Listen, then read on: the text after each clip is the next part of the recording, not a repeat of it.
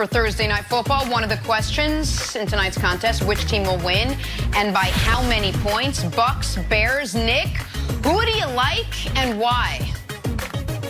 Bears by 3. A lot of money on the line. And 3 is also the number of the losing streak I think the Bucks are about to start. Losing to the Bears, losing to the Packers, losing in Oakland. So I think Bears by 3, and I think the Bucks are about to experience a 3-game swoon, Brandon. A little double prediction. That doesn't win you any extra money. But Bears by 3 is my pick tonight, Brandon. Man, come on. Everyone knows, man, you're the guy to go to when it comes to betting against the spread. You know this, man. It's true. Tampa Bay by Bears plus 3 3.5 points. is a great bet. Because of Tom Brady down the stretch. Do you trust Tom Brady down the stretch, or do you trust Nick Foles down the stretch? Let me flip a coin. I'm not sure yet. Oh, okay. I think Go ahead, Tom Wes. Brady and the Bucks have been coin. a little match made in heaven, just like Brandon's turtleneck in his background. It looks fantastic. I'm going to go Bucks by 6 here. All right, so you good do stuff. have the Bucks. For you guys at home, make sure you guys get your free picks in before kickoff tonight for your chance to win $25,000 of Terry Bradshaw's money. For more information, story scores, all of that good jazz, head to the Fox Sports app. Good jazz. All right, time now for a little jazz, a little funky jazz. Hey. Little 4 things first. See what happens when I go off script. Some things we love. Brandon, you loved Andy Reid showing Eric Bieniemy some love. Oh, yeah. We've been talking a lot about EB, Coach Eric Bieniemy. There's a vacancy open right now. Can it be the first time in history that a coach goes over midway through the year? No, it can't happen. It won't happen. No, stop. But anyways, No, don't Coach do that. Eric. That'd be awesome. But no, I talked to some people, as close to this quarterback in Houston, and I talked about who can dial it up for him. And they said, no, Brandon. We don't need someone to dial it up. We need someone that's going to shift our culture. And who can do that? A leader. EB, start looking in Houston for a house. love it. Do you have a realtor, Nick? I do. I can hook them up after we win the Super Bowl again. All right, hook him up. Some new Knicks. Oh, boy. Mark Berman talking about Chris Paul and Melo coming to New York. Now, this is not, the biggest surprise in the world because Leon Rose used to run CAA basketball and Chris Paul and Melo were his 2 big clients. But look, there's a lot of pushback. Like, oh, no, we don't want old veterans. Like, why? Why don't you want old veterans? You don't want to win? Chris Paul did 17-5-7. Melo, last time you saw him, was in the playoffs and belongs back in New York. Here's the other thing to know, Nick, and I know this is the same thing. We're signing old guys. Doesn't matter.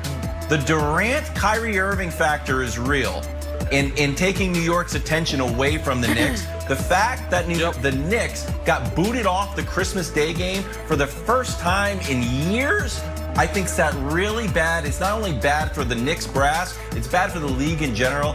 New York needs to be relevant, and this is the way to get it done. It's true, Brandon. Okay. Kevin, Home run robbery. best play in sports, the home run robbery. I think this is the single coolest play in sports. The fact that it happened off one superstar's bat, Tatis Jr., and then another superstar, another MVP, robbing it from him, one of the deepest center fields in all of baseball, and it happened in a playoff game, and it would have been to take the lead. It is as good of a play as you will see in sports all year. A Tatis home run robbed by Bellinger, this celebration following it in the playoffs. He's it's so as mad. good as it gets. That is as good as it gets, Jenna, in sports. And it happened on the I gotta rival Look at his that. reaction. Look at his reaction in the dugout. All right, I like me some Liam Hendricks. He was so dialed in last night, came in on relief for the A's, helped stave off elimination from the Astros. You wonder, why was he so dialed in? He brought his cat with him to the stadium, but not just his real cat, a cutout, printout version of his cat that he then leaned up against the wall in the bullpen. Do you know what's involved in doing something like this? I did this for my kids' project. You got to order that thing from Shutterfly. It comes 18 by 24. You got to cut it out, glue it onto cardboard or styrofoam, put it in your wheelie suitcase to the game, into the bullpen, and then find a way to lean it up again. You got to love your cat. You got to be a cat person of cat people to love your cat so much Cats are the worst. Way to just pour water all over it. Anyway, Liam Hendricks last night for the A's. They get different strokes for different folks, Nick. He is a cat integrity. Demand I say that. All right, moving on. Sorry. We got to shift some gears. Jenna. From cats to kings, Nick.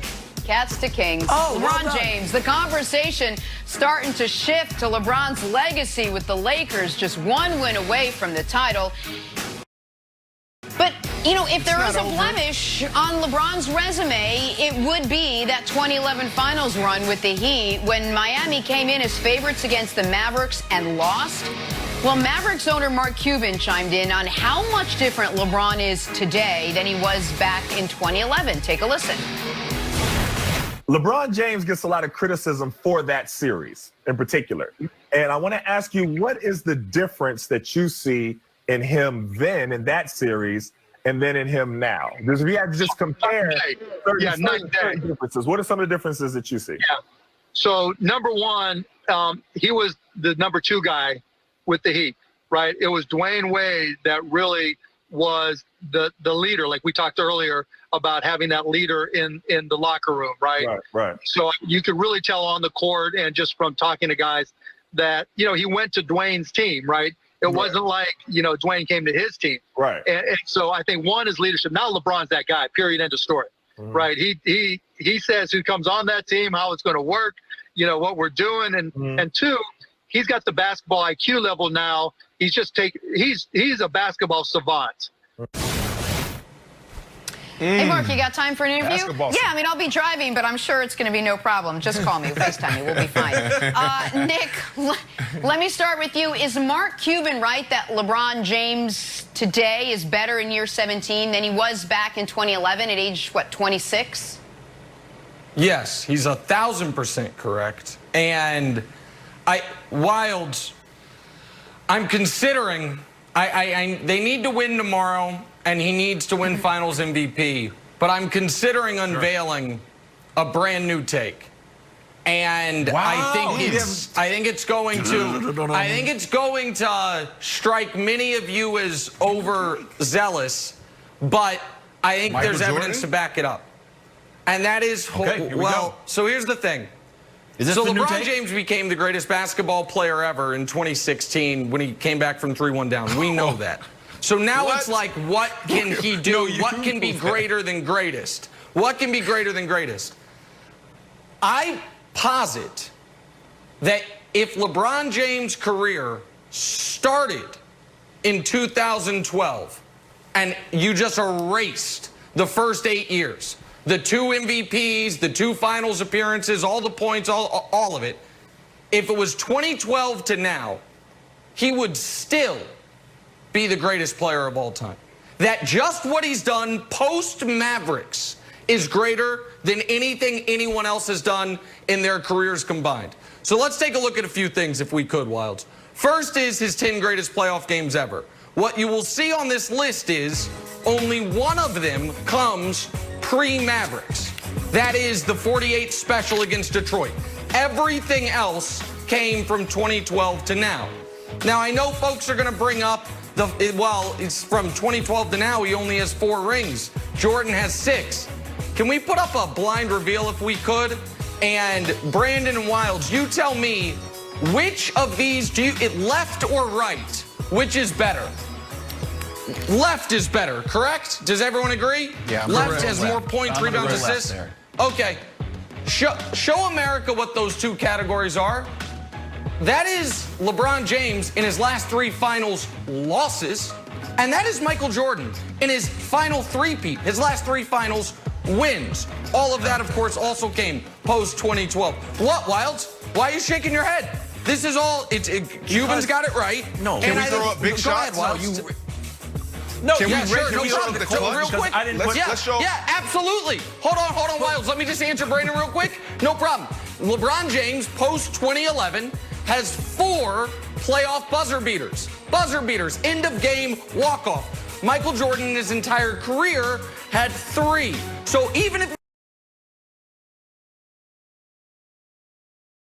we remove of LeBron's pre-2012 buzzer beaters. He still has more than MJ, so no problem, Brandon. But Wilds, what were you saying? No, I'm just curious. It's a lot of validity behind what you're saying, but I'm talking about this graph right here. Those last three final losses, and compared to Jordan's three-peat. I want to see those clutch moments. What did LeBron James do in the clutch moment? Those last three final losses. Brandon, that's what I want to see. Do not. That's what I want to see. No, don't play into. No, Brandon. You're falling into the trap. You can't numbers. This is where numbers. This is. No, Twan said this yesterday. This is where numbers, like, yeah, LeBron James can go down as the greatest basketball player ever, but I want to be careful when we keep throwing up these numbers, right? Because MJ could be possibly watching this show, and he's going to be looking at you, Wilds, and he's going to be thinking like, oh, you're just going to let Nick Wright just run away with the conversation? You're not going to fight him at all? What happens when you see MJ in Madison Square Garden?